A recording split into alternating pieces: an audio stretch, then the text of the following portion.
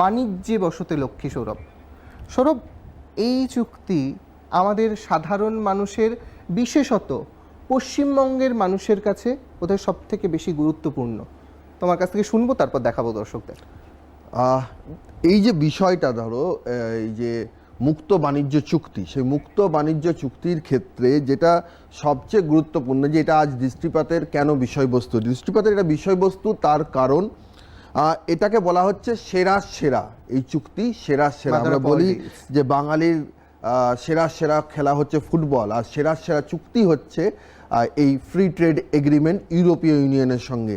তার একটা বড় কারণ হচ্ছে যে এই চুক্তির যে বিভিন্ন যে স্তর, বিভিন্ন যে দিকগুলো রয়েছে, যেভাবে এই চুক্তির বিভিন্ন স্তরগুলোকে সাজানো হয়েছে এবং সব শ্রেণীর মানুষের কথা একটা ভাবা হয়েছে। নিশ্চিতভাবেই যে এর যে প্রেক্ষাপট, তার একটা প্রেক্ষাপট আছে, আন্তর্জাতিক প্রেক্ষাপট রয়েছে, ট্রাম্পের ট্যারিফ, সেটার একটা প্রেক্ষাপট রয়েছে, কিন্তু তার চেয়েও যেটা বড় বিষয় যে এর মধ্যে একটা বাঙালিয়ানা আছে। বাঙালিয়ানাটা কোথায় আছে বেদান্ত?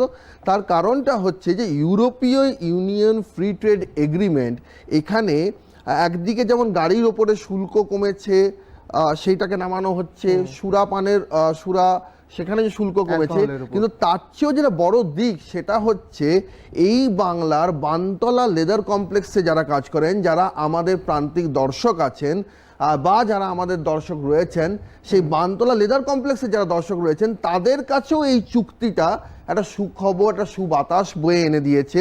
একটা গাল ভরা নাম মনে হতে পারে যে ইউরোপীয় মুক্ত বাণিজ্য চুক্তি, এটা বেশ ভারী ভারী বিষয়, কিন্তু এটা কিন্তু একেবারে বাংলার প্রান্তিক মানুষকেও ছুঁয়ে যাচ্ছে এই চুক্তির। এখানেই হচ্ছে এই চুক্তিটার বিউটি।